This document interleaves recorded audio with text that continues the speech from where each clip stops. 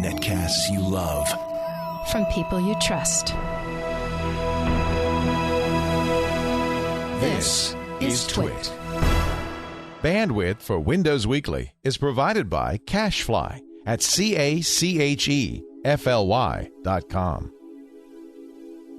This is Windows Weekly with Paul Thurrott, episode 78 for October 10th, 2008, Microsoft's Strata. Windows Weekly is brought to you by Audible.com. For your free audiobook, visit audible.com/Windows. And by GoToMeeting, online meetings made easy. For a free 30-day trial of GoToMeeting for your PC or Mac, visit gotomeeting.com/Windows Weekly.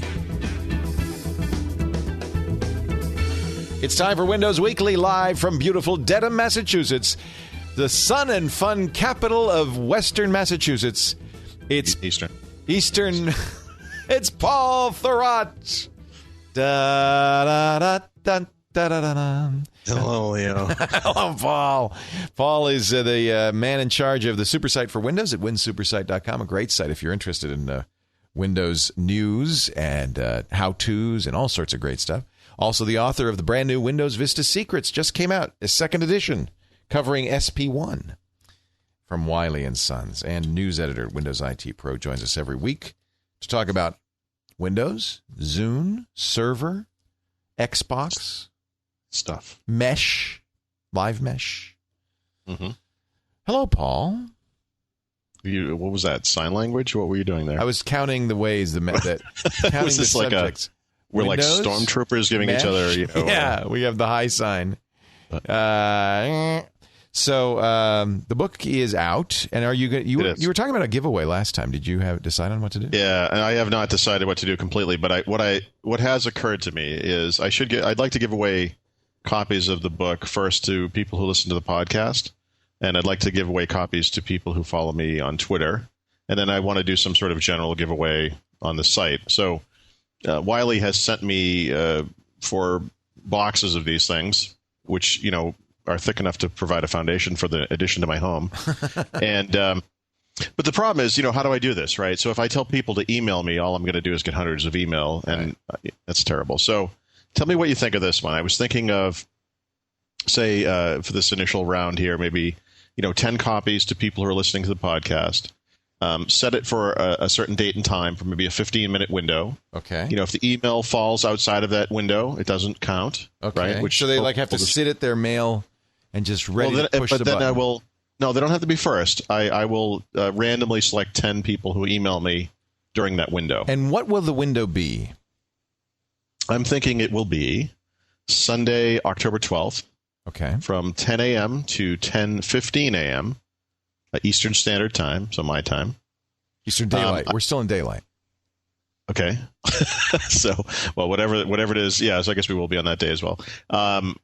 It's only for the U.S. I apologize for that. I'm going to be mailing these out myself, so I can't really afford to send them to places outside of the U.S., although I think in the future we'll have the publishing company do some of that stuff as well. If a foreigner wants to come to your house and pick it up, is that okay? Absolutely. They can have coffee. Or tea. We're having tea today. But, yeah. All right, good. So I'll sign them if they like. I'll. You're actually inviting people to your home? Are you? Sure, why not? Let's have a block party. Are you sure you want to do that? Why not? Good. All right, that sounds good. So at 10 a.m. That makes sense? You think that makes sense? Yes, I think it's good because only people listening to the podcast will know this. Mm-hmm. And you could Twitter it, and then that would be just podcast. No, I want that. Yeah, I'll do that later. I'll you do another one. Okay, good. I'll do another one for Twitter. So if they don't win this one, they should follow you on Twitter so that they'll see when you post on Twitter that we're going to do this. So what's your Twitter handle? It's Thurrott, my last name. THURROTT. Okay. And if that doesn't work out, I'm going to be doing it from the website as well. So I'll be giving away books from the website later in the month. I think this is good. I like this technique. Okay. I wish I'd thought of it. I just don't. I'm sure there are automated ways to do this. I just don't want to get a million emails that I then have to respond to and say, "Hey, sorry, you didn't get it. Sorry about that." No, I think this is great. And if you don't, so you're not going to send sorry emails. If you don't hear from yeah, Paul, I think that should be the and sorry, I'll just say sorry now. Sorry, I can't do that. you lose. I spend much of my time apologizing, as it turns out. Yeah, I know how that feels. As a man, Yeah. Yes, if you win, I will contact you. If you don't, look for it on Twitter next, and then on the super site for Windows after that. Excellent. Yeah. I think that's a very good idea. So if you're listening to this podcast and it's not yet Sunday, which it encourages you to listen to the podcast right away. Don't wait. Yeah, so that's what's going to happen. Someone will listen on the way to work on Monday. Sorry. Sunday, October 12th, 10 a.m. to 10:15 Eastern Time. Send Paul an email to... Oh, right. That's the secret. Oh, if you don't know the email. My email address is my last name again, THURROTT @gmail.com. Okay, you're a brave soul giving that out. Well, hey, everyone already has it, so. Yeah, I guess it's kind of easy to figure out. Yeah. So there you go. Excellent. I think that's a great idea. And how many are you going to give away?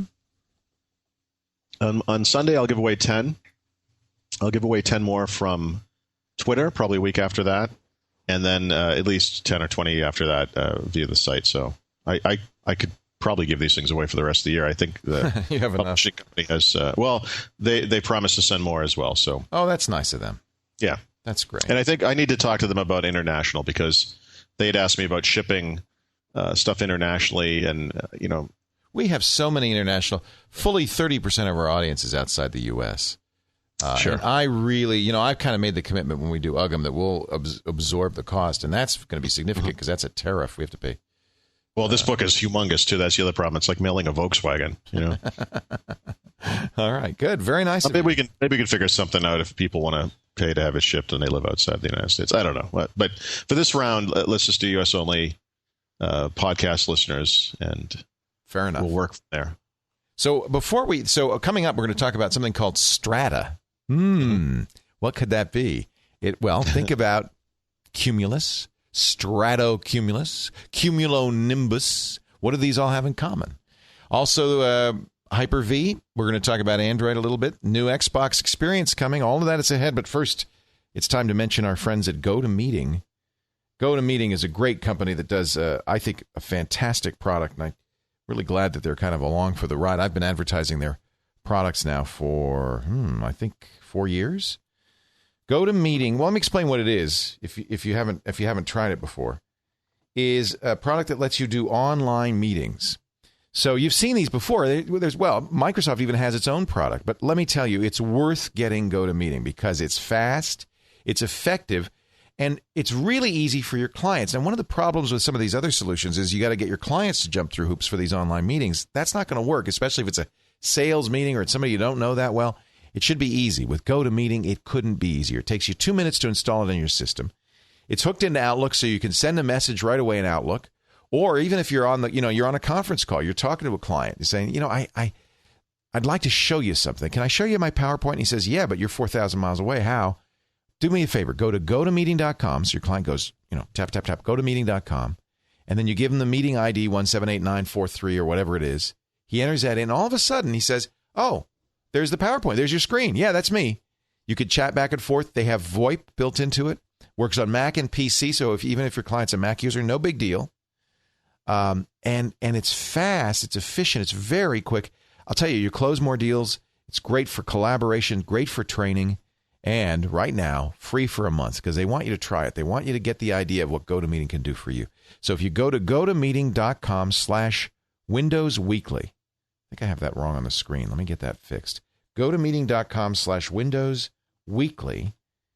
And if you go right there right now, you'll see just click a couple of the mouse clicks and you've got 1 month free. Unlimited meetings as long as you want, as often as you want. I encourage you to try it with all sorts of people. Even try it with some clients or people you don't know that well. I guarantee you they're going to say, wow, this is great. This is cool. It's really engaging. GoToMeeting.com/Windows Weekly. We thank them so much for their support of Windows Weekly. So, Paul, it's called Strata. What the hell is it? We think it is. Oh, that's a guess? That's like a rumor? Well, it's not so much a rumor. It's something that Microsoft put up on their PDC site and then took down almost immediately, I think, realizing they had made the mistake. And last week, Microsoft CEO Steve Ballmer was in Europe, and he was talking maybe a little bit too much about a bunch of things. He talked about this Cloud OS platform that we discussed last week, a new version of Office Live, and some other things. And remember, he said at the time that we'll call it Windows Cloud OS for now, but that we'll announce the name down the road at PDC. And I think the name might, in fact, be Windows Strata. Strata would kind of make sense because of stratocumulus clouds, but more because it's layers, right? That's what Strata means. And all of these products are layers anyway, right? Sure. I think a platform or from an API standpoint, right. Layers. And you have application layer, you have the underlying protocols. There's layers all the way down. One of the big pieces of confusion around all this stuff, of course, is that Microsoft has been talking about Live Mesh all year. Right. I get a lot of emails every day from people who say, okay, now they've talked about this Cloud OS thing. Well, is that Live Mesh? If it's not, does it run on Live Mesh? Does Live Mesh run on that? I mean, how do they interact or interoperate? And I think, and this is a little bit of an educated guess, Live Mesh will probably be renamed to something called Live Framework. And the understanding here is that it will most likely run on top of Strata, that Strata is the lower layer, if you will, the actual, what we think of as the OS, and Live Mesh is a platform that runs on top of that OS. I think that makes perfect sense. Yeah, I think so too. Yeah. So mesh, when you think about mesh, just the word mesh, what it might mean, and the way that Microsoft uses it within the context of Live Mesh, that you have a mesh of PCs and devices which you're syncing together. That mesh might be the synchronization platform that runs on top of Windows Strata. And when you think of it in that light, it actually seems to make some sense. Yeah. Mesh on top of Strata. Mm-hmm. And so you think that they're going to call Strata will refer to the everything, the generic thing, or it will be just the underlying technology? I think both. I mean, I think it's probably Windows Strata, and then Live Mesh will be the top layer, the application layer on top of Strata. It'll be one of the layers on top of it. Right. I think this will be the sync platform. That's how I would put it. Okay. And actually, we talked about folder share becoming Windows Live Sync, and how that will essentially replace the end user functionality that we get in Live Mesh now around syncing. So Live Mesh is I'm sorry, it's easy to get confused here. Windows Live Sync, aka folder share, would be the end user applications / service that runs on the Live Mesh or Live Framework platform, which is a part of the wider Cloud OS called Windows Strata. Okay. That is how I understand it. That makes a lot of sense. And so this was the page that they put up at the PDC site just said Strata, or did it was listed. What was listed under it were all of their what they call cloud computing sessions, and then they quickly took it away. The other reason this makes a lot of sense is think about the way Microsoft operates. Right, they are kind of a top-heavy organization. If Apple, for example, to use the obvious example, were going to come in and create some sync services, they would just create something called iSync, right? Or later on, they just do this mobile me thing. Apple doesn't think, okay, we want to do this thing. Let's start at the back end and really build it up and go crazy. They just build it. Right. Microsoft, does things in a slightly more, like I said, top-heavy fashion. So when you think about the many different layers we already know about, and the likelihood that there will be far more by the time PDC occurs, this sounds exactly like a Microsoft product. In that sense, it's a kind of a traditional Microsoft product, but running up in the cloud. Good. Well, that's exciting. PDC is when? It starts on October 26th, I think, which is a Sunday. Soon. October 27th, really, is the keynote. Yeah. Yeah, it's 2 weeks. 2 weeks. Will you be back in time to do Windows Weekly that Thursday or Friday? I'm coming home on Thursday, so we'll probably have to do it on Friday that week. That's the day we release it, but that's good. So we will have coverage of the PDC on our, I guess it'll be our Halloween edition of Windows Weekly. Scary. Yeah, scary. That's exciting. I'm really excited about that. Because I think this is going to be a big... Well, first of all, they'd only do it when they have something really big. It was 4 years ago. Yeah. Yeah, 3 years ago was the last one, and then Okay. 7 years ago, 5 years. I don't know, 5 years ago, I guess. This is going to be a big one, no doubt about it. No doubt about it. Good. Well, I'm looking forward to it. Jerry Pornell is going to be there. I mentioned this before, and we're going to probably do a special twit that Sunday.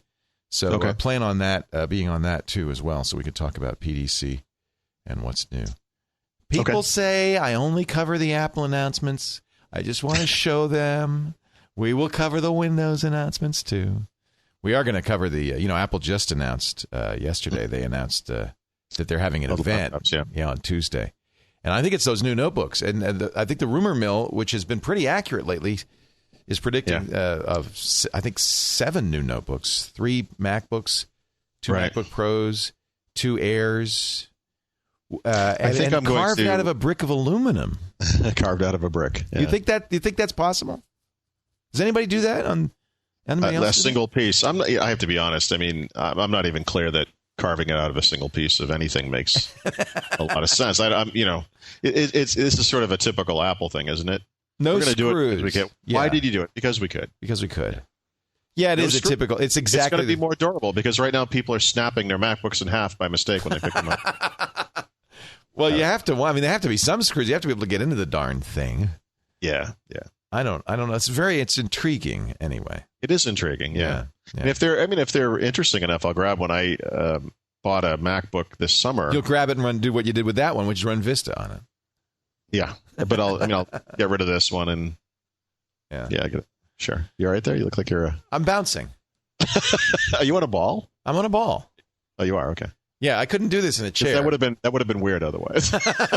People who are watching at home, just in case you don't know, we record this live in front of a live studio audience at live.twit.tv every Thursday at 11 a.m. Pacific, which is 2 p.m. Eastern. And so people at home, and Paul can see me, and I can see him, and people at home can see me bouncing. I just do that, it's just, I like to be a little more mobile.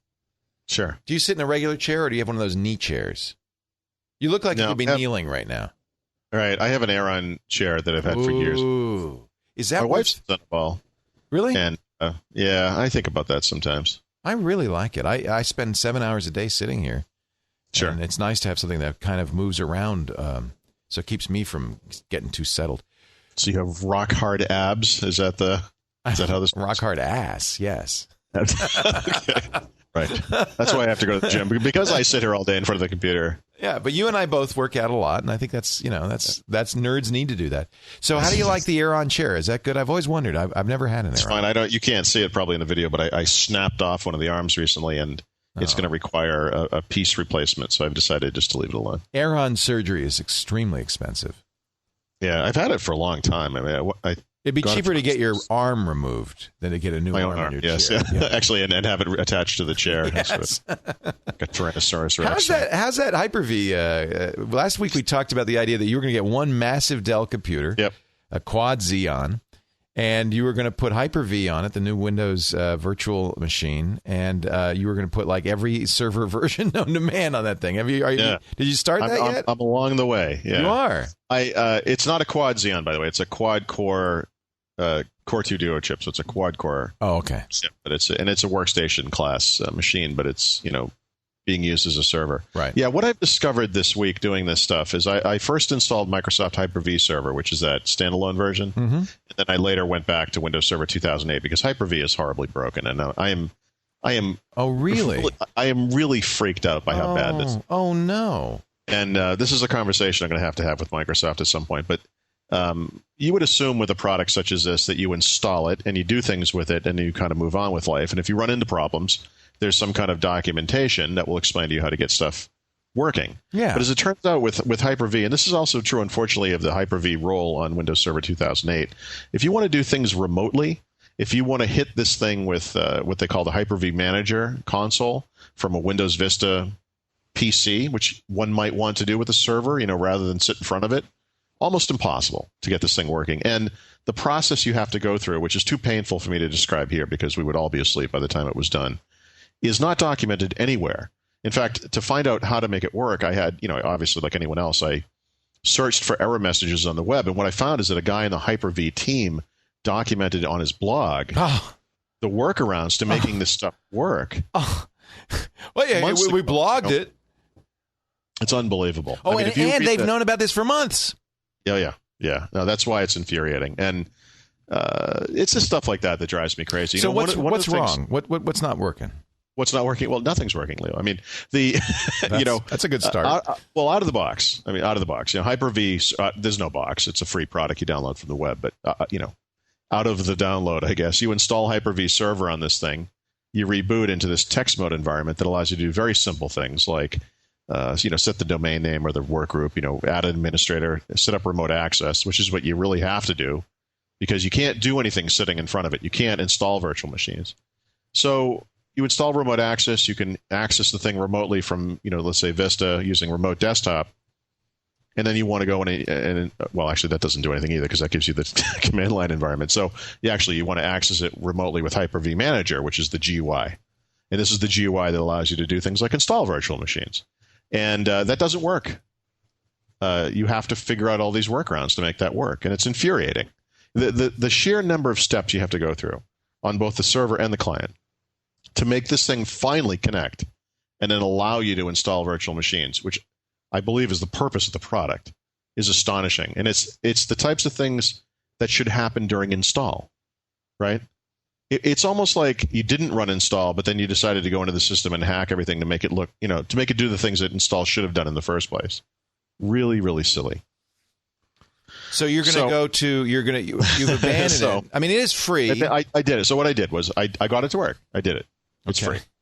So for people who don't have Windows Server 2008, I wanted to at least try it. And I did do it. I got virtual machines up and running in the thing. But I eventually decided, Windows Server 2008, the full product, does everything that Hyper-V does and more. It would be advantageous to have that thing on there because there are going to be those times when it just, for convenience sake, you can turn on the monitor, log in with the keyboard, and sit at the server and actually do something with it, which is not possible with the standalone Hyper-V. So the way that works is you install Windows Server 2008, and then you install the Hyper-V role, which adds that Hyper-V component. And you can do other stuff from there. You can install the web server. I did that. I installed the web server. You could can create a domain or log on to a domain. You can do other things. But then from then on, what I did was I just worked with the virtual machine. So I actually have, I'd have to go look at it, but probably today, 7 virtual machines are all running simultaneously. There's an entire small business server environment running up there in its own domain. There's a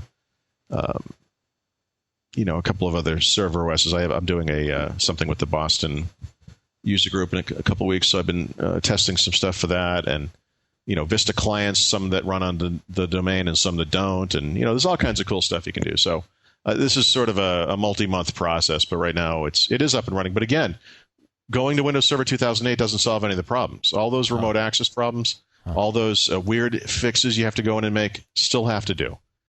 I challenge anybody to go to Microsoft.com and find the steps it would take to actually get this thing to connect and work so that if you were running Windows Vista in a domain or not, hitting Windows Server 2008 with Hyper-V or Hyper-V, and just have it work. Like imagine running setup on Vista and then connecting to the server and actually having it work. Wouldn't that be something? Now, VMware is free. Does it do exactly the same thing? Well, I mean, it works. It does, yeah, sure, but it works, yeah, sure. That would be the difference. It's a great 1.0 product, Leo. Let me tell you. You're kind of kicking yourself from not using VMware right about now. I got to use this stuff. No, you have to, and I'm sure it is working fine now. That your input is going to help Microsoft make this a better product. No, you know what's going to listen. If these guys handle, I just talked to this guy from the Windows client team without giving any names, but I told him about an experience I had which drives me crazy, which is when I'll write about something and I'll say, this thing just doesn't work. And then the product team will get back to me and say, well, could you document, what are you talking about? And in the case of something like Internet Explorer 8, which just doesn't work, it's a little infuriating because all you have to do is open the thing, browse the website, and see how it doesn't work. There's not a lot of testing to do here. It just doesn't work. It just doesn't work. And Hyper-V is like this. Like if I get one of those calls, seriously, you're telling me that there are people that have just gotten this to work, really? I mentioned Rafael Rivera, who's going to work with me on the next edition of the book, also brought this exact machine to do very similar things. And he's been instant messaging me all day today. Oh, man. Because he can't get it. So you don't think it's something strange about your setup or your system or your hardware? I mean... Oh, no, because when you browse, it's how it is when you browse a problem online. everybody's saying it. Oh, all of a sudden you're in a giant support group because you're not alone. These people are having the exact same problem. I don't get how a company could ship a product that doesn't work. Like that somebody in the building didn't say, well, before we put this out, let me install it and just see if it does what it's supposed to do. So I have to think it works for somebody. No, I don't think it does. then that's mind-boggling. Yeah, I don't think it does. There's a lot of work to be done to make this thing work. Yeah, it's kind of stunning that you could ship a product that doesn't work. You know what this is? This is like the Linux test. This is, if you don't have what it takes to make this thing work, you don't deserve to run it, Leo. You shouldn't be playing with it. So I feel like I've crossed that divide. It really is. That's kind of the attitude.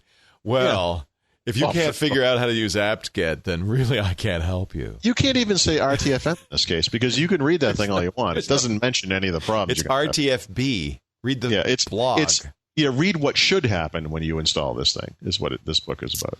So I take it you're not really recommending people rush out and download Hyper-V. Well, I guess what I'm saying is this is a complex product. It's aimed at a certain part of the market, right? It's aimed at businesses and so forth. I mean, if you are an IT administrator, you probably have the technical acumen required to make this thing work. But it's not ready for, I shouldn't say prime time. It's not ready for a typical enthusiast, let alone it's not designed for consumers. It's a server product. Once you get it going, it works well.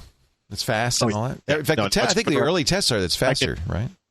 Yeah. Oh, yeah. It's yes. I can hit it from all my PCs now. Hyper-V Manager works fantastic. I can remote desktop, and that's no big deal. It's worth getting it working. Sure. I mean, I think if you're a Windows shop and you have Windows Server 2008, that is the superior way to go rather than Hyper-V. And it's not just the cost of the thing. It's that Windows Server 2008 has additional capabilities. There's also 3 levels to Windows Server 2008 now when you think about it, because there's the full GUI install, the normal, what we think of as Windows Server. There's the server core install, which is a reduced set of roles, also only with a command line environment. And then the last one down is just Hyper-V. And Hyper-V is one role. It just does virtualization. Although, again, out of the box, it doesn't actually do anything, which I find vaguely humorous. Although, given the many problems I've had over the past week, I guess I'm not laughing too much. But it is, it's interesting, that they've created a very special special case version of Windows Server here, I guess. So, trying to think of something positive to say there. Yeah, no. Well, I can think of one thing that's not exactly positive, but I can think of another product that had a similar aspect to it, which is Apple's Back to My Mac, which nobody I know ever got working in its first iteration. But it worked sometimes. So, that's not. I mean, it's not quite analogous. It does work, right? Let's be fair. I mean, it does work. Okay. And Windows Server 2008 with Hyper-V has been out for a little while. Hyper-V standalone is sort of a new animal.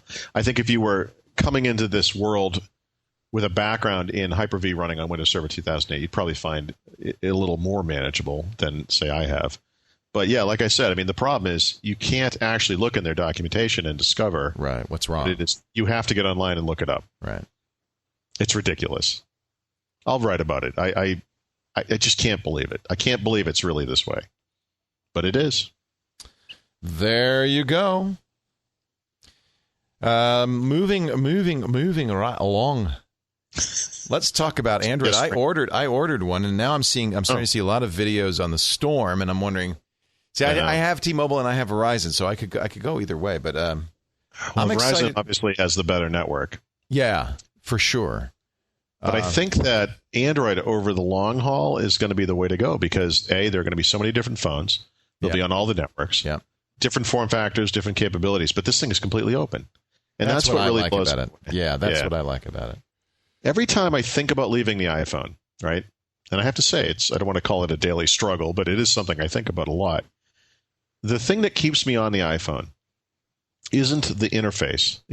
It's not the form factor. It's not the iPod stuff, which, frankly, on a phone, you don't want to play with too much because let's face it, the battery only goes 15 minutes now. Right. It's the App Store, right? It's the availability of these third-party apps. I have so many applications on this phone now, it's almost ridiculous. It's almost unmanageable. But there are so many high-quality applications already. And this thing's only been around for, 3 4 months, whatever. Yeah, and there's literally, I think well over 1,000, several thousand applications. Some of them are just fantastic. Yeah, I mean, there's a lot of tipped calculators, but there is some amazing stuff. There's X. As there would be. Yeah. Hey, there's the flashlight app. There's more than one. Good stuff. No, I like the apps, and that's what I'm hoping to see the same thing on Android. I really am. Oh, there's no way you won't. There's no doubt that the biggest benefit of Android is going to be this openness, because it's not going to just be sort of the App Store type stuff. It's, even right out of the bat. I mean, there's an emulator online which I used to take shots for. Yeah, it's cool, isn't it? Yeah, really neat. It lets you play with most of the phone, and one of the things you'll see in there, and there's something you'd never see on an Apple product, for example, iPhone specifically, is you go into the chat application, and there's at least 4 instant messaging clients in there, including Yahoo and Microsoft and Google and and AOL. Yes, and Apple's is Apple's. Apple doesn't work. There are some third-party IM clients. They don't work. No. And chiefly, well, they work okay, but the chief problem I see is there's no background processes on the iPhone. Now, this is the interesting trade-off. On Google Android, do anything you want. Run in the background, fine, no problem. It's open. Sure. On the other hand, Apple's saying, well, we don't want stuff to run in the background because it's not going to be as stable. And and there's some merit in that as well. So I think it's two different users. It's one user who just wants kind of this clean interface, this simplicity, stability, and isn't looking for ultimate functionality. And then there's people like you and me who are really going to be Android fans, I think. What do you think of the Storm, though? You think the Storm looks beautiful? But I will say this: the one thing that I've been looking, I don't see any mention of. Is there going to be some kind of a platform under here that people can write apps to very easily that's open and? Well, traditionally there is on the BlackBerry OS. I know there is, but it's not the same level. Look, there's Microsoft talks about 18,000 applications on Windows Mobile. Do you want to run any of these things? I mean, have you looked at them? Right. The availability of applications isn't enough. Windows Mobile has been around for a long time. There are a lot of applications that run on that. The platform itself isn't very exciting. BlackBerry, they announced yesterday developers tools for. I think they felt obligated to, right? I mean, this is like a PowerPoint checkbox for them. Something they can say, "Hey, look, we're doing this too." And they're both written in Java. Both Java, and that's the interesting thing. If you're a Java programmer, it may be possible to write for both the Storm and Android. Storm may benefit from that. Well, again, not to be the cloud of death as usual, but if you've ever run like the Java-based Gmail client on Windows Mobile, for example, I know, it's a piece of crap. Right there. I don't know. I'm a big fan of very Java. Good. Yeah. So I don't know, but the form factor of the Storm is very interesting. And when you hear that RIM is going to make a touchscreen device, of course, your first reaction is, "Oh, great, a Me Too device, just what we need." We need a BlackBerry that's not really a BlackBerry, but I guess it has that. Spring underpinning, so you've got feedback as you tap the screen. The haptic feedback, Yeah, and that's the one thing that's really missing on the iPhone. You really have to look at that thing to make sure you're hitting the right keys, because if you don't, you can't. A lot of people can sit there and they can. I think it'll be, but they can do other things. It'll be a serious competitor for the iPhone, but because it doesn't have a keyboard, I think a lot of BlackBerry users are not going to be too happy with it because that's why you buy a BlackBerry, right? Yeah, but I think that's the point, right? In other words, they're trying to bring people who aren't considering the Black to that platform, and this is one way to do it. To sort of out-cool Apple and say, hey, we do the touch thing too. It's an option. I mean, I think there are a lot of people in the corporate world especially who have seen the Apple ads and have gone to their companies and said, hey, what the heck? We can get an iPhone. It does exchange now. Let's go. And maybe this will keep them on BlackBerry. And I think that's really the point of it, just to not so much for the traditional BlackBerry users, but the people who maybe are swayed by Apple and or would not have considered a BlackBerry before. I think that what you're really going to see, first of all, it's great, right? The bottom line is this is great. There's competition, there's variety, there's innovation. People like us who want our phone to be more than just a phone, who want them to be small computers, are going to win in the long run because we'll have choice. Right. Where does Windows Mobile stand, though? I know. Well, so again, the conversation I had recently with the Windows guys, he asked me what I thought about different things and kind of touched on Windows Mobile. And I said, well, Windows Mobile is a piece of junk. And then he's like, whoa, hold on. What are you talking about? And I said, he said, well, do you have one of the new 6.1 devices? And I said, yeah, I do. He said, what do you think about that? And I said, it's utilitarian. And he was really taken aback by this. And I said, listen, you got to be kidding me. I mean, have you ever even picked up an iPhone? They're not comparable in any way, shape, or form. They're not the same thing. I think going forward, the 4 big platforms will include Windows Mobile, RIM, iPhone, and I forget, and Android for smartphones. I know a company like Nokia, which is humongous in traditional phones, probably will get in there as well. We'll see what they do. I mean, they have, that S60 is a very capable operating system. Okay. There's no fair reason enough, they couldn't do something. Yeah. But I think over time, it makes sense that these things are going to be whittled down. And I would say, honestly, of the newer platforms, when you look at things like the iPhone and Android, which is very exciting, the BlackBerry Storm, which is interesting. We don't know enough about it yet, but it's at least exciting. And I think people really, out of the box, people are very, reviews are positive. People are very interested in it. Yeah. Isn't Windows Mobile the least interesting of these? Well, that's what I'm thinking. By far. I'm thinking Windows Mobile is now kind of where the Palm OS. Well, you noticed that pinnacle that Palm OS used to sit at as the also ran. Yeah, remember when these guys were cool? Yeah. These guys were never cool, Leo. But no, I think Windows Mobile for a moment, for a time, was the smart phone. I'm not even sure if that's true. I think they were. I think it was more like expected that they would become this big deal. And I think because it's from Microsoft, they've reached a certain portion of the market. But it's hard because I've talked a lot recently with you about wanting to be more Microsoft focused and try to look more closely at Microsoft specific things, even when I might have gone in a different direction. And I got to tell you, the one weak link in this entire chain, I can look at all the stuff they do on the desktop, up on the web with the different services and the integration and everything. The weak link in this whole plan is mobile. Windows Mobile it is a disaster for that reason. Not because it doesn't work. It works fine. It's fine. But being fine isn't enough anymore. And it is so subpar compared to the other things that are out and coming out now. I have no interest in it at all. It really kills me. What would you do if you were Microsoft to save this platform? I would start from scratch. Yeah. Well, that sounds okay. Maybe that's almost a silly thing to say in some ways. I think the underlying platform is fine. It's the user experience that stinks. And I think I would actually give them the same advice that I gave to the Windows client guys, which is you need to have different interfaces for consumers and for business users. Maybe this thing that is Windows Mobile today is fine for businesses. I actually don't think that it is, by the way, but maybe it is. Let's pretend it is. You got to do something more exciting for individuals, and you'll see that in the Windows Mobile ecosystem. There are certain phones where a phone set maker or a wireless carrier, whoever, will actually write this shell that kind of runs on top of Windows Mobile and tries to hide this stuff. Right.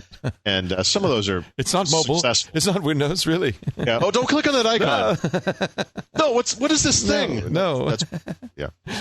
So they're successful to some degree, but eventually you get under there, and it's sort of like Media Center is on the PC.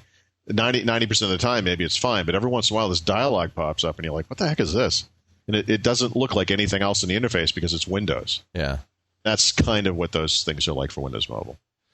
So Dennis Beatty's asking in the chat room, what about Windows Mobile 7? Is Zune integration maybe a Zune phone?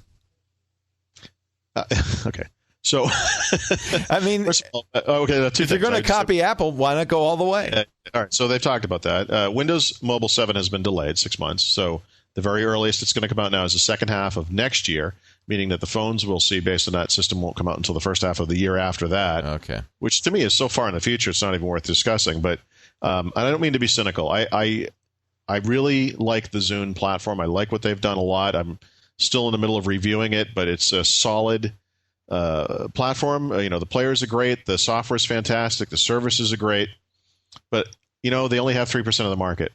And integrating their media player into a phone isn't going to change this picture in the slightest. Sorry. It's not going to make Windows Mobile instantly a better platform. And it's certainly not going to do much. I mean, I guess it may expand the potential eyeballs for Windows, for Zune, I guess. But I don't know. They give away the software for free on the PC already. What's the big... I don't know. I just don't see it as a game changer. You have... which phone? Your 6.1 phone? It's that new one, right? I have Blackjack 2. No, Blackjack, it's just, Blackjack 2. Yeah. It's It's kind of typical. It's got the BlackBerry style keyboard. It's got a little. Are you just jaded? Jaded? Yeah. Maybe you're just jaded. Because maybe I'm just a jerk. No. I just mean you see it all. You've used it all. Yeah, maybe I feel that way sometimes. Like it's going to have to be something pretty special to get me excited because I've seen it all. So I put up with the things that don't work in the iPhone because it is such an incredible platform, right? Yep. In other words, it doesn't sync very well with things outside the Apple world, right. Which is a problem because I don't have an Apple system. I don't run the Mac. I'm not interested in mobile me at all. I want to run my stuff. Well, it's hard to integrate onto the iPhone depending on what you're running. Right. That's a little bit of a problem for me. Okay, fair enough. But I still put up with it, and I still jump through hoops because that thing still today, here we are, year and a half later, whatever it is, still by far the most interesting and exciting mobile platform that's out there by far. So I can't say that I'm jaded about this thing. It's more realistic, I think. Yeah. I look at this Windows Mobile 6.1 device is fine. Like I said, it works. It makes phone calls. I can integrate my contact list into it, my calendar. Yep, it works. I have to kind of use Outlook or whatever. I could use Exchange, I guess. Okay, fine. It works. There's a bare bones media player. There's applications, whatever. Okay. But you know what? Standing in line, I can do things. I can do these quick little computing things. I'll be at my kid's baseball game. He's not batting. He's not out in the field. I can look up something online, and it's nice. It's a nice experience. Doing that on a Windows mobile device is miserable. Yeah. It's the other stuff, I want to run applications on the iPhone because they're so interesting. The games are fantastic. It would never occur to me to go look for an application for this thing because this doesn't feel like feel like a thing. It's just a phone. Yeah. Well, we're making a transition, and maybe Microsoft just is a little bit behind, but we are clearly making a transition to these being the phone functionality is totally secondary. These are portable computing devices. That's why Android to me is exciting. It's a computer. The phone is not the key of it. Even the iPhone, it's really not being about a phone as much. No, in fact, some of the iPhone's failings, like the camera's lousy, which is too bad because I think that going forward, these phones will replace our MP3 players. They will replace our digital cameras. I agree. They will become this thing. You'll be able to scan business cards with them. They'll become this all-in-one, very useful portable extension to your computing experience. It's wonderful. Kind of purpose-built computers. Not quite so multi-purpose as our desktops, but of course, I think you and I both agree the iPhone was nothing until third-party applications were available. You need to be able to install applications. Functionality is everything. Yeah. And that's why I think Android is so interesting because in its present form, the G1 that T-Mobile is putting out this month is not, it looks like a regular smartphone, no big deal. The interface is some kind of weird desktop-y looking thing. Yeah, it's a little clunky, yeah. Yeah, a little clunky. But that doesn't obscure the fact that the important thing that's going on here is this extensibility, the openness of the platform, the availability, the potential is very exciting. And already on the iPhone, it's made a big difference on the iPhone. I ordered one right away, the G1 right away. Looking forward to it. I should get it. I'm hoping to get a review unit in the next week or so. Yeah, I'm eager to see it. Yeah, me too, as am I. But I do have to say, in HTC's defense, they designed it that they certainly have a lot of experience. Yes, they do. Building Windows mobile phones, right? Almost. I mean, the Mogul, the Tilt. These are good phones. They're good phones. I had a Tilt in here for a while. I reviewed that Celio. Remember the smartphone companion product, the little mini laptop? Oh yeah. They had sent me it. No, actually, I think it was an HTC Touch. I think was that a phone? HTC Touch? Yeah, or Tilt? They did a Touch. There's a Tilt and there's a Touch. It was one of those. I don't remember. They have a lot of them, but I think they're very good manufacturer. I think they know what they're doing. Yeah. Well, they certainly have years of experience. So. Right. But that's going to be the nice thing over time. Again, one of the other nice things over time is there'll be many phones from many makers on every wireless carrier. So you'll have a choice. I think it's also possible because Android's free, because there will be a great ecosystem around it, that you will see it may become the de facto phone operating system. Sure. Why not? Motorola hasn't. I mean, Nokia hasn't signed on, I don't think. But Motorola's making one. Everybody's making them now. Yeah. Be very interesting. I am excited about the platform, it's a real interesting distinction between the closed unified Apple experience and the open and a little bit more anarchic Google phone experience. And I'm very curious how that plays out. Hey, let's talk about we're gonna get going because we've got your Audible pick, we've got your tip of the week, your soft of the week, but you tell me that a new Xbox experience is on its way. 1 month, November 19th. What is it? Yes. Well, it's a new user interface. They're taking up some Apple lingo here. They're calling it's like getting a new Xbox. You install the new system software and it looks completely different. So that's interesting. In the past, all they've done is add blades and things. So this is like going to completely revamp it. Yeah, I remember when they did the Blade UI, I had talked to them years ago, and they were saying, this thing is really extensible and has legs, and we can make it run for years and years. And now they're saying, we've kind of run into the wall with that. And it's true. If you browsed any of these screens, and you know how it is, you select an item, and then on the right there's like this scrolling box where the text kind of slowly moves up so you can read what the thing is. Yeah, it's a little infuriating. So they're going to a new user interface there, and that's interesting. I mean, there's the avatar stuff, which is a lot like the Mii characters that you see on the Nintendo Wii. Yeah, I'm not particularly excited about, but whatever. Yeah, that's for kiddies. But I think the interface looks decent, and they've been putting out some screenshots of the thing, and you can really kind of get a feel for what it's going to be like. And I think it's going to be okay. I guess I'll be okay with it. That's like, it's going to be okay. I was worried about. Well, the first thing, you remember the first day they showed this, they were really hyping up these little that was like avatars. You're kidding. And that's great, because that's what that third person shooter guy is looking for, is a little weeble guy, to represent him online. It's not right. It was like they didn't understand their market. It was like they thought, I don't know what. They're going after a much bigger market, and I think that's the thing. They're looking at the Xbox as a living room entertainment device. Yes, it plays video games, but it also does these other things, and they really want to push the media aspect of it. And I guess they're thinking this is more of an HD experience. It's more of a immersive looking user interface and so forth. It's something that will look better in your living room, and hopefully will be so exciting it will take your mind away from the horrible noise that the Xbox is making. Chokes to death under your stereo system. But though, ultimately, Paul, it comes down to one thing. It comes down to the games. It has to. You can do all the UI design you want. Who sees the UI? It's just something in between playing games. It is. That's right. Right? There you go. It's a temporary thing. It's not something you want to live in. I know. This has been a slow summer for games, but now the summer's over. I'm excited. Little Big Planet's coming out on the PS3. That's going to be that looks to be what I am going to buy a PS3 game this year. Resistance Fall Man 2 is coming out this year. That same, which is really a great game. So you have a PS3.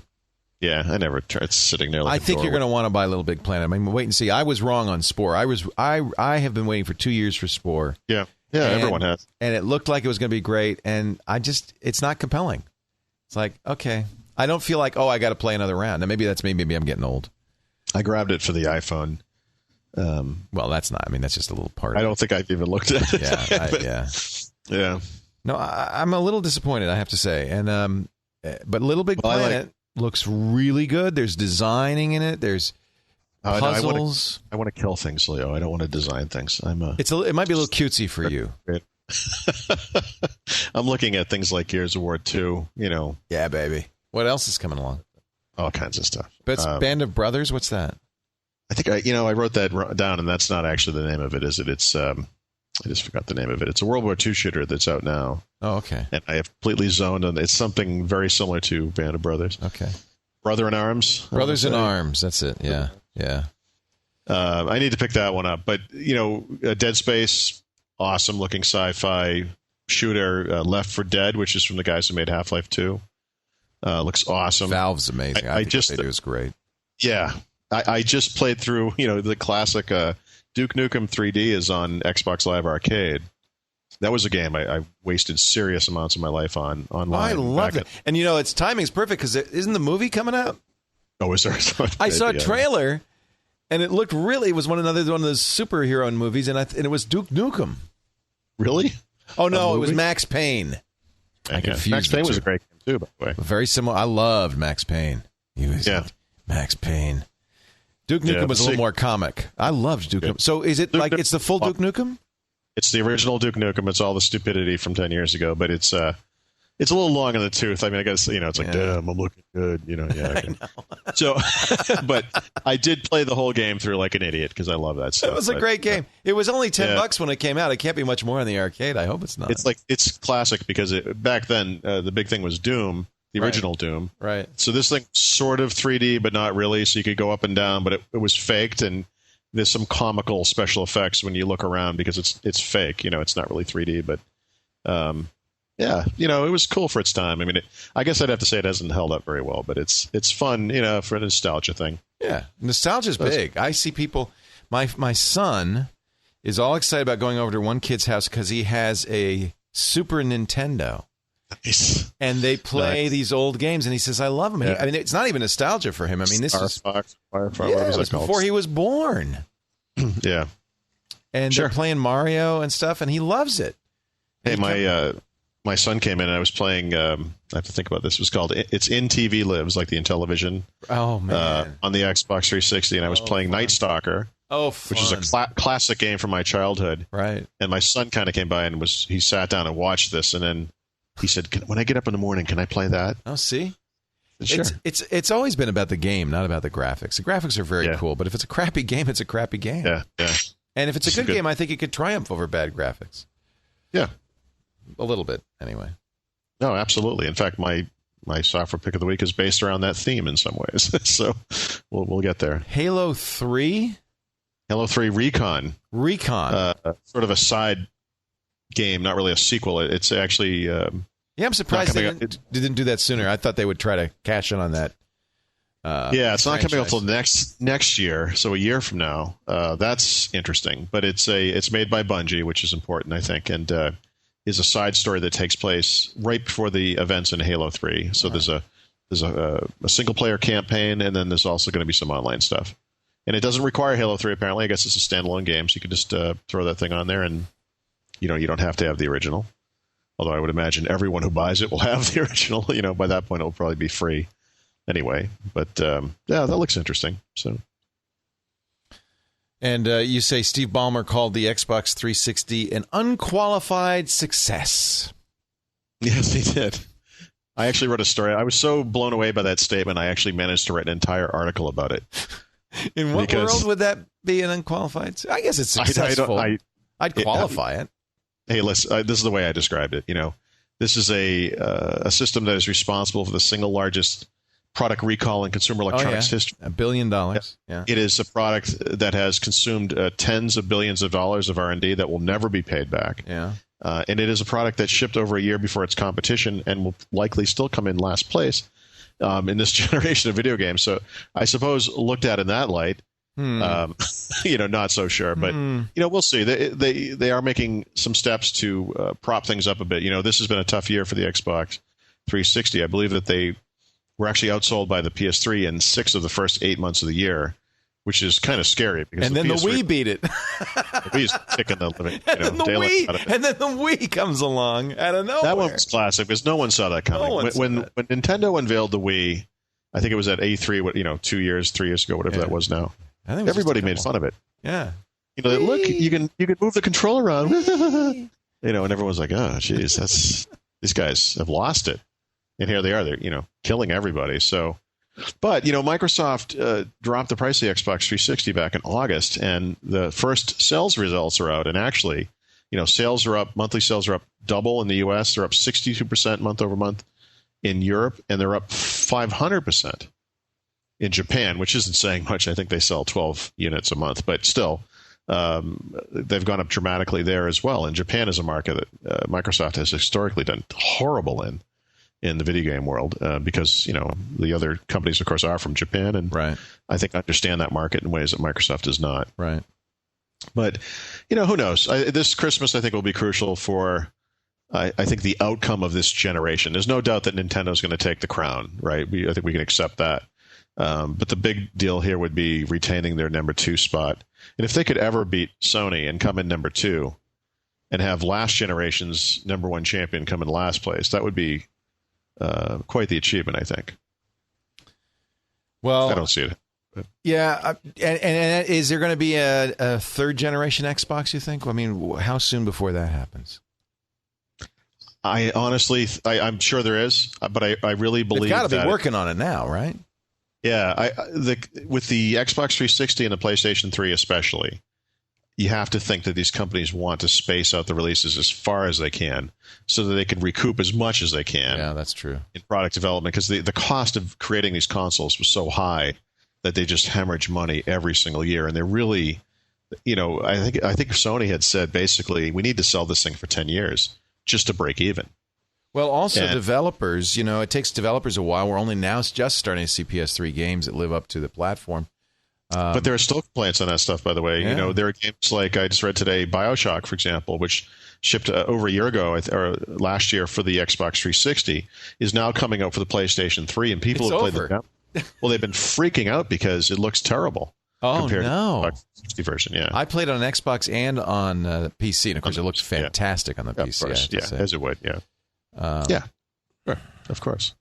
Video game consoles are frozen in time. The first moment they're made, right? So the first year, even more so than they were. Right. I mean, so for the first couple of years, you're not going to see games that can live up to the potential of the platform, and then finally, developers figure out how to take advantage of it.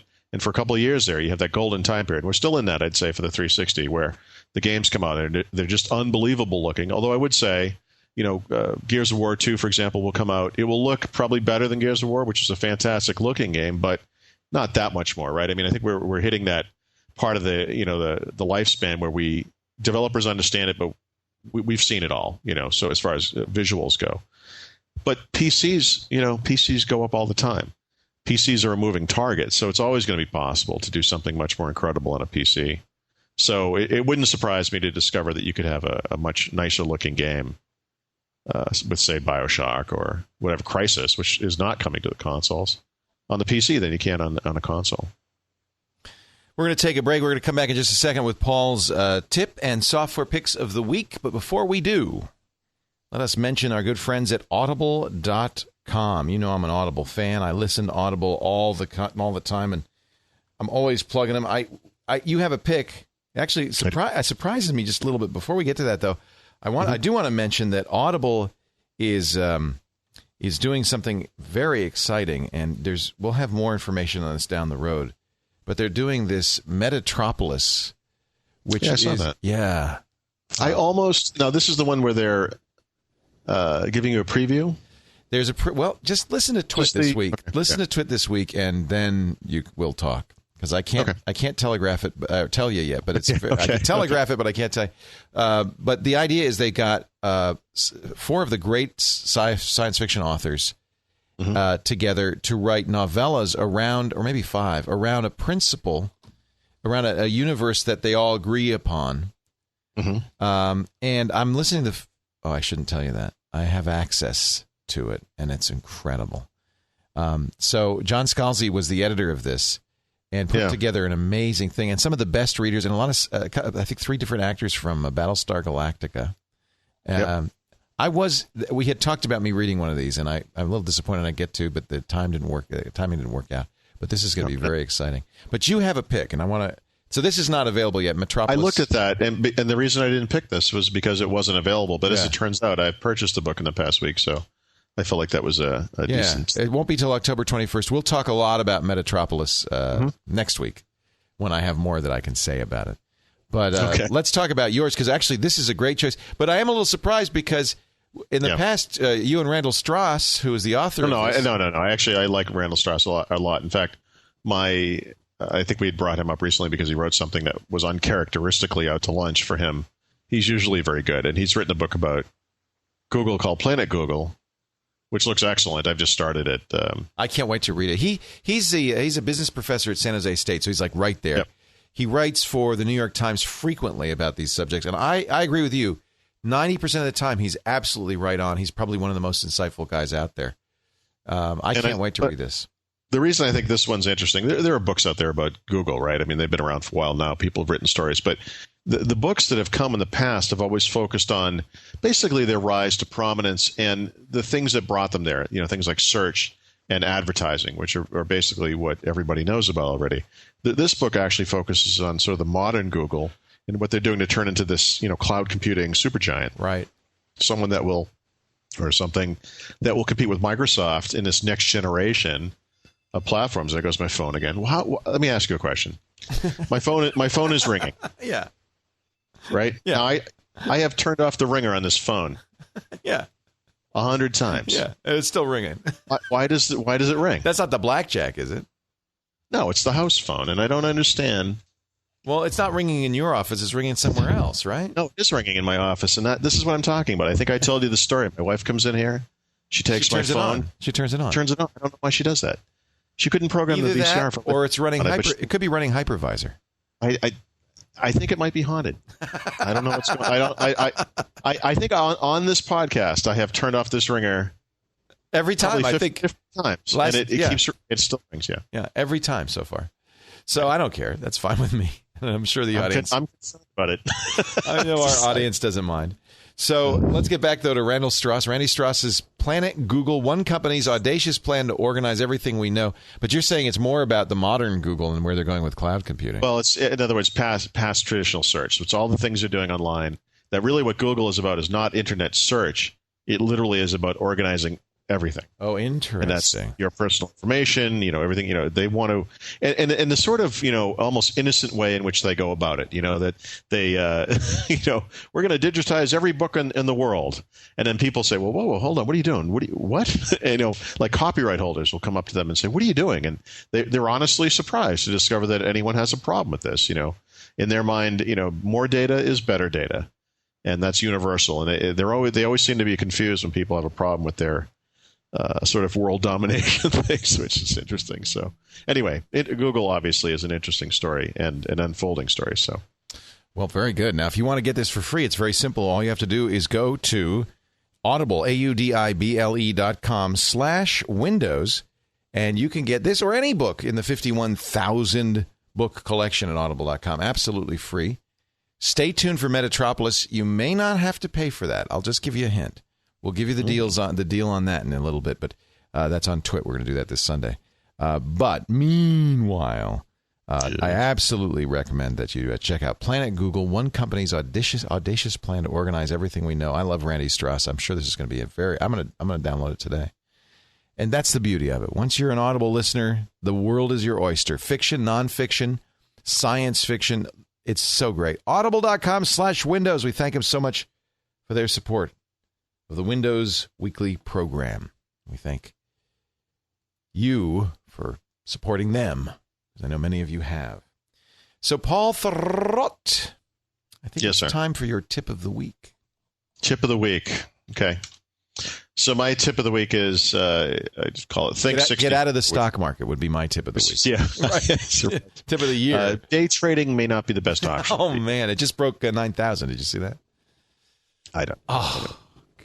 I can't balance my own checkbook. I don't. Yeah, I know. You know what? It's for me because I am out of it. I sold all my stocks a couple of weeks ago. Yeah. But for me now, it's almost like, and I noticed that even at the gym and the club and stuff where they used to watch Golf Channel, now they're all watching CNBC. It's like fascinating to watch. Yeah, it's a fixation. Sure, it's a fixation. Between that and the election, it's like you're glued to the tube. Well, good thing we'll have all these devices to keep us warm when we don't have jobs. We may not have power. I don't have to burn them in a pile. Oh, boy. We'll die from the chemicals. Oh, boy. So, anywho, as far as the tip goes, I think we've talked about this kind of thing before, which is, obviously, it doesn't make a lot of sense for people with a 2 or 3-year-old computer to upgrade to Windows Vista, but you will acquire Windows Vista as part of your next PC purchase. I guess what I'm saying in this tip is to take it to the next level and think not just about Windows Vista, which you'll pretty much have to get, but actually look for a 64-bit version of Windows Vista instead. And this is one of the big things that's changed this year. We talked about this probably a few weeks ago, that suddenly this year, the 64-bit versions of Windows Vista have become mainstream. They're available everywhere. You can go into Best Buy or Circuit City or whatever and buy these PCs. If you go up to Dell.com or HDP.com, these PCs are available as an option. But the thing that's changed, of course, is now that they're very compatible with all of the 32-bit applications that are out there. They're very compatible with all of the hardware. And that's something that's really different than when Vista first shipped a year and a half or 2 years ago, when the x64 versions of Windows, the 64-bit versions, were not as compatible I would say that we've crossed that line. And not only should you consider it, but you should really just kind of go for it, and with an eye toward future-proofing that purchase, because a 64-bit version of Windows, for example, can take advantage of all 4 gigabytes of RAM in a typical PC, whereas a 32-bit version only uses about 3 or 3.25 gigabytes of the available RAM. And what touched off this tip was two things, 2 articles I read in the same day. I woke up this morning, and like I do every day, I read the New York Times and I read the Wall Street Journal. And there was Walter Mossberg once a week does this article where he responds to email, and I have never seen something so just horribly wrongheaded. And it was a question about the 64-bit version of Windows and whether I should use 32-bit Windows or 64-bit Windows, or 32-bit Internet Explorer or 64-bit Internet Explorer. And I don't think he made a correct statement in this entire response. And honestly, contrary to what Mr. Mossberg has to say, not only are 64-bit versions of Windows in many ways better than 32-bit, but there's really no excuse anymore to worry about that kind of thing.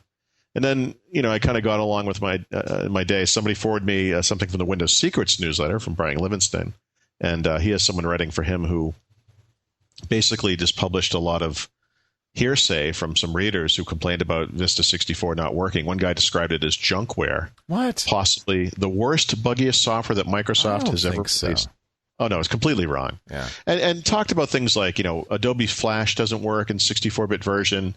Office 2007 is only a 32-bit application, as if this were some kind of limitation, Well, it would be if Flash didn't work.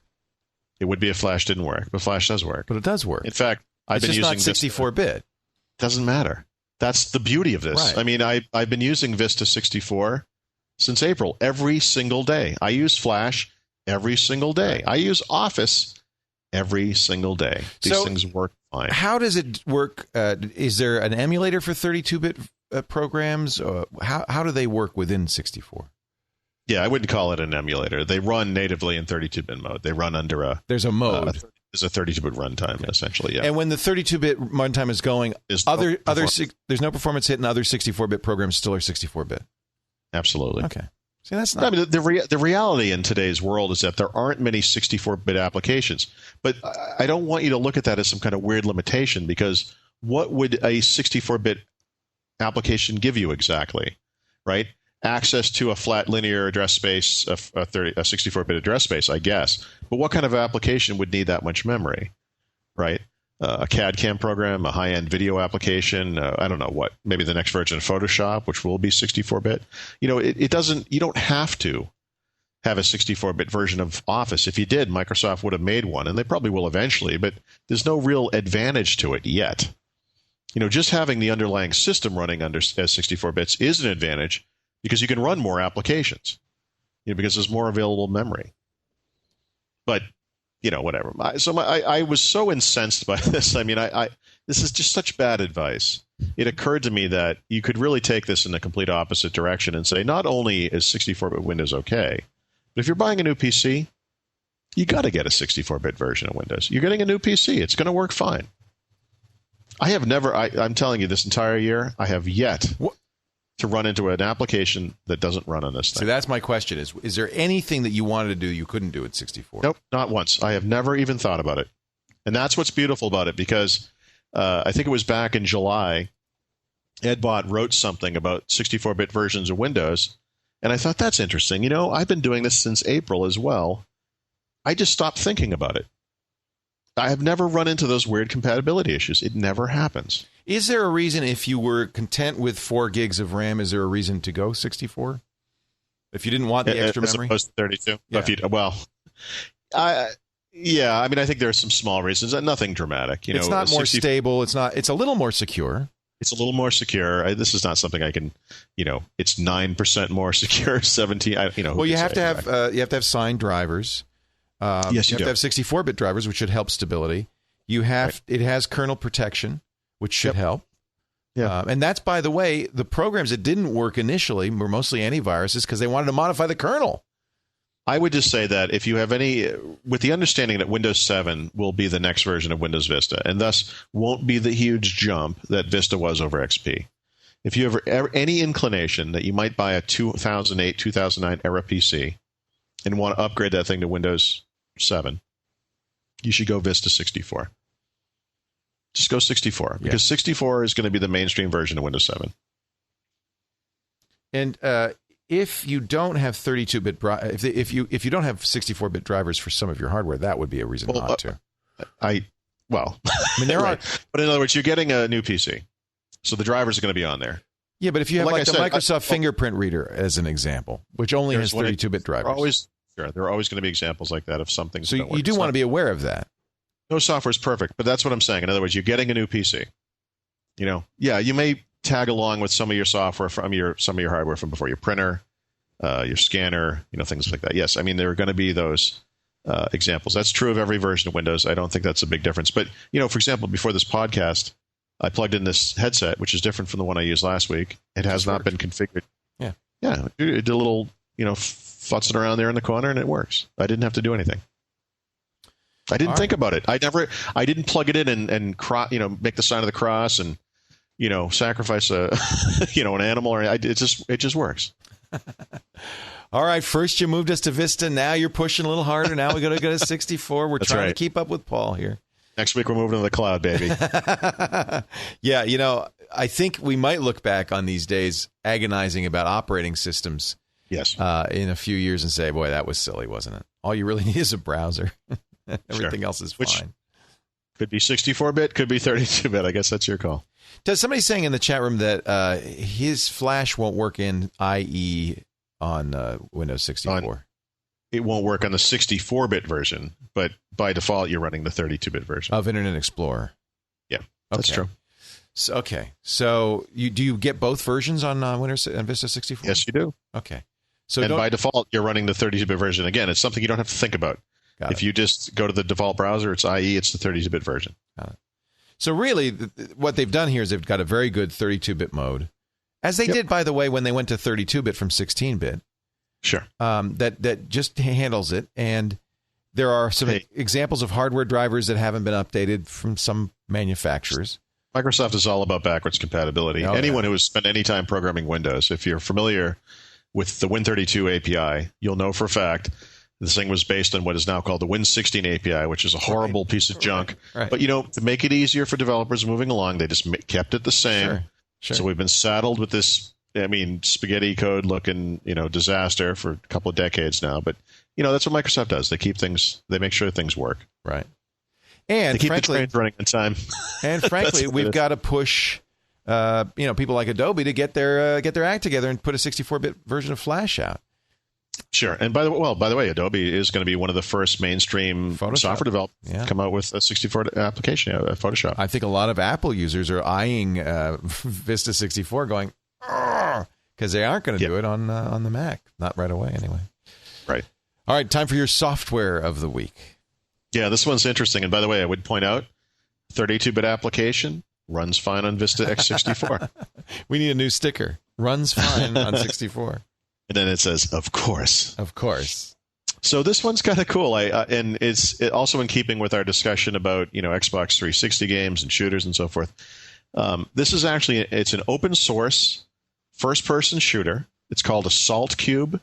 It's free. Wow. It is a 19 megabyte download. It looks pretty good. It looks like Call of Duty or something. It looks pretty good. Yeah, I would say from a graphics quality standpoint, it's probably in line with Quake 3 Arena, which is not necessarily a new game by any standard, but still a great looking game.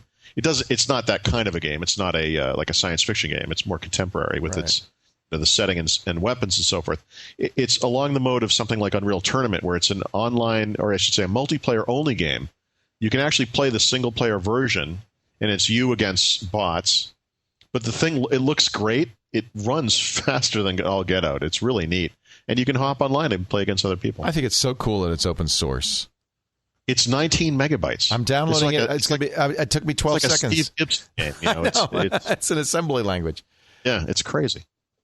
Wow, that it's open source kind of blows me away.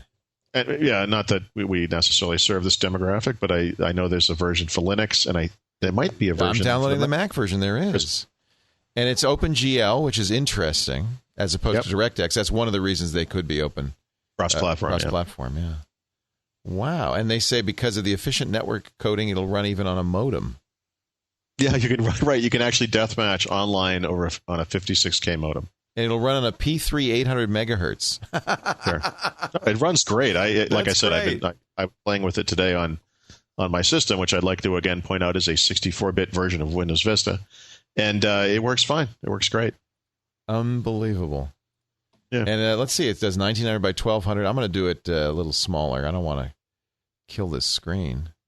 Can you show? Can you? I can show it. Yeah, it has full anti-aliasing. Full. What do they call it? Full. All right, let's start it here. Now, can you only play it online? Well, you can play single player, but it's you against bots. Like computer controlled players, and that works fine. Wow, pretty neat. I like games that have a bot mode because it's a way to get into multiplayer. This looks just exactly like. Yeah. Quake. It's surprisingly nice. I mean, it may be based on an engine. I don't even know. It certainly is. I'm sure it's an open source engine. Yeah. It has that sort of look to it. But wow, how do you shoot? On a Mac, you'd probably. There's a map. I use the mouse to shoot on the PC. I don't know. Oh, I got a knife. I got a gun. I got a gun. I got a knife. Double pistol. Good stuff. Oh, this is cool. Yeah. Okay. See, I couldn't tell I was shooting because it didn't make any bullets come out. I guess I'll have to find somebody to kill. Then the blood will tell me I've shot them. This thing you got into when you just started like this is no one else there, so you have to. Oh, no wonder it's so easy. Yeah, hit escape, bring up the menu. You can choose single player or multiplayer. Oh, I get it. Choose single player. You can choose to play against I'm bots. playing multiplayer. Oh, this is good. Yeah. And I'm going to make the bots be good. And I'm going to make there be 8. Don't make them too good. Even good is pretty good. Really? Yeah. Uh-oh. This is fun. I guess I could turn up the sound. Oh. Got him. There you go. This is fun. Okay. Hey, good choice. I mean, you could tell it's not quite commercial, but for the price. But still, listen. We were paying big bucks for a game like this not too long ago. Not so long ago, exactly. And if you're not exactly on the leading edge or whatever, or it's a great game. I mean, it's just. I'm sorry. I'm busy right now. Oh, they got me. But you look at the Halo stuff that Microsoft's doing. There's a lot of movie stuff going on that's outside of the game. Doesn't necessarily use the game engine, and it's this multi-million-dollar production and all that stuff. This is a game. Yeah, and it works great. It looks great. Unbelievable. But, yeah. I just, wow. It's Assault. I didn't think this kind of thing was possible anymore, so I think this is neat. It's exciting. Yeah, assault.cubers, CUBERS.net. Mm-hmm. Right. And I think a great pick for, not just for Windows. For Linux and Mac as well. You're being very ecumenical. Yes, I'm making a Linux software pick of the week. That's what I do. First Hyper-V, now Linux. Where will Paul go next? That's right. I spent $1,000 on this machine so I could run Linux in a virtual machine. Why not?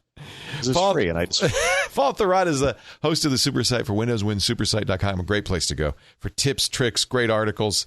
Look for him in the Windows IT Pro. He's a news director there, and of course his new book. It's out. Oh, don't forget. Yeah, don't forget the giveaway this Sunday. If you're around, email me. It has to be marked in my email for that time period, right? From 10 a.m. to 10:15 Eastern. And it's it's Thurrott, THURROTT @gmail.com. You're going to get a lot of mail between 10 and 10:15 on Sunday morning. Hoping I don't get a lot of mail outside of that time frame, but I will. And then, of course, it'll be really interesting. I think we have a smart audience, but this will be a very interesting test to see if they can follow instructions. And then if you follow Paul... Which is really what this is all about. Yeah. Can you follow instructions? If you follow Paul on Twitter, THURROTT at Twitter, then he will also announce another giveaway. Based on the success of this one, that should follow shortly thereafter. Yes. Immensely successful, I can tell already. I hope so. Paul Thurrott, thanks a lot. We'll see you next time on Windows Weekly.